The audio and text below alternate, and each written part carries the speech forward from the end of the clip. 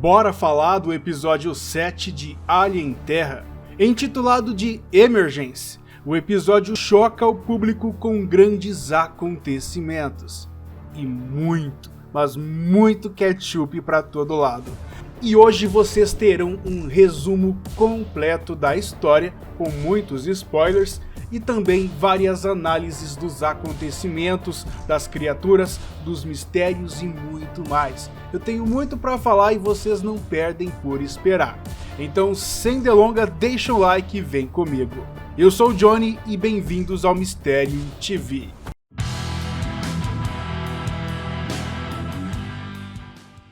Salve turma, tudo bem com vocês? Que episódio incrível!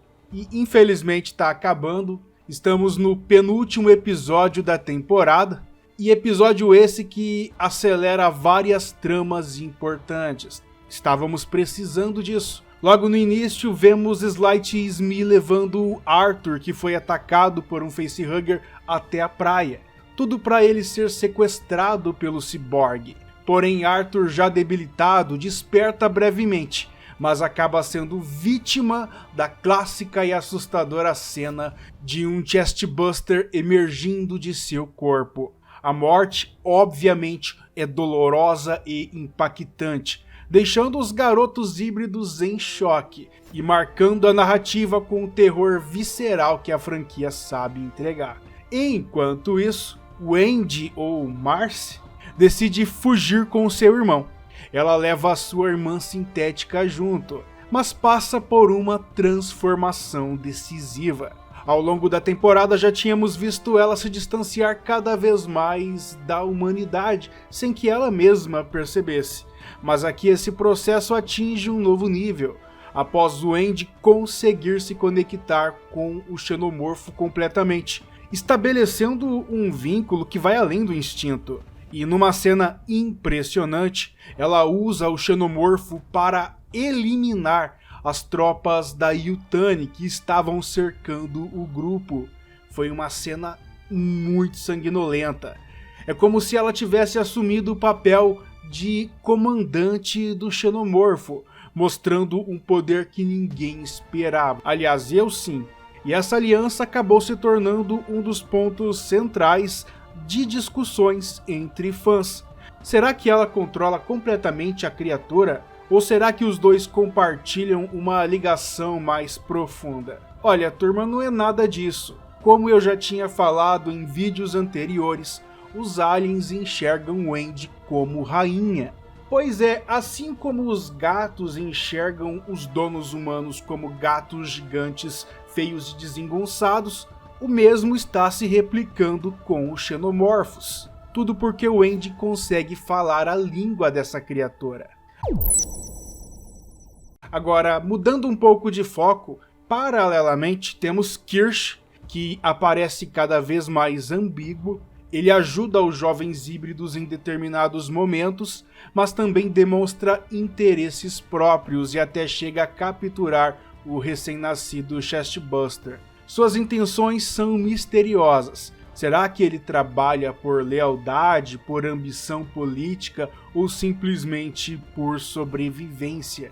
O episódio deixa claro que Kirsch está jogando em vários tabuleiros ao mesmo tempo. E eu já nem sei o que dizer, porque eu achava que ele iria trair o Cavalier, mas aí depois ele na verdade contou todos os trâmites que estavam rolando na ilha para o Cavalier. Depois ele consegue capturar Morrow e todos os soldados da Yutani e ainda não sabemos o que vai acontecer só no próximo episódio. E falando nisso, o episódio termina com Joe e Marcy sendo atacados por soldados da Prodigy. Já a jovem sintética que estava com ele se rebela e mata com facilidade um soldado. Mas ela acaba sendo imobilizada por Joe com um tiro de energia. Ele faz isso tentando protegê-la. Já Marcy, Wendy não entende muito bem a situação e fica com raiva do irmão. E para piorar tudo, ela ainda tem seu xenomorfo observando escondido, esperando uma ordem para atacar. O episódio cumpre bem o papel de penúltimo capítulo. Ele não resolve tudo, mas prepara o terreno para o grande clímax. O episódio foca mais nas consequências morais e nos dilemas dos personagens. A morte de Arthur não é apenas um choque visual, mas um lembrete cruel do ciclo biológico dos xenomorfos de todas aqueles espécimes e do quanto eles são implacáveis. Já o Andy assume um papel que mistura poder e perigo, levantando questões sobre até onde ela ainda pode ser considerada humana, fora que estávamos esquecendo de todo o poder bruto que esses sintéticos híbridos possuem. Falando das criaturas, temos aqui 3 destaques. Primeiro, o Facehugger, que mantém sua função clássica, depois o Chestbuster com sua violência repentina, lembrando os fãs das origens sangrentas da franquia, e por fim, o jovem Xenomorfo, que demonstra comportamento quase instrumental, atacando apenas quando o Andy o direciona. Isso sugere que estamos diante de uma possível evolução do que já conhecíamos, um alienígena que pode ser submisso, mesmo que temporariamente, a um ser humano, aliás, a um sintético. Isso levanta teorias perturbadoras. Se um vínculo real for possível, o que já está sendo, imagino que uma corporação faria com uma arma biológica dessas, capaz de obedecer ordens. Lembrando que humanos controlando os xenomorfos já foram explorados algumas vezes na franquia. Outro ponto que vale destacar é o jogo político entre as corporações. Cavalier, Kish e Morrow representam interesses distintos, mas todos giram em torno do mesmo objetivo: entender e explorar a inteligência alienígena. E para o capítulo final, temos Cavalier, que está planejando oferecer um hospedeiro humano para o Theocelos, para estudar o que vai acontecer a partir disso. Não sei vocês, mas estou curioso também, já que outrora o Xenomorfo não deixou a gente ver muito bem como isso terminaria. E sabe, turma, tudo isso abre portas para um terror ainda mais sombrio no futuro da série. E claro, temos os mistérios. Por exemplo, até onde vai o vínculo entre o Andy e o Xeno? Kirsch vai revelar Será que Kirsch vai de fato revelar de fato sua lealdade ou vai trair todos para seus próprios planos? Espero que sim. E principalmente, qual será o destino dos híbridos e da criatura no episódio final? Essas são perguntas que o capítulo deixa aberto de propósito, aumentando a expectativa para a conclusão. Agora comenta aqui se vocês também acreditam que o Cavalier vai ser alvo do Theocelos. Só comenta que sim aqui embaixo nos comentários. E é isso, turma. Em termos técnicos, a direção do episódio alterna cenas abertas com momentos mais claustrofóbicos, criando contrastes entre a natureza e o terror biológico de Xenomorfo.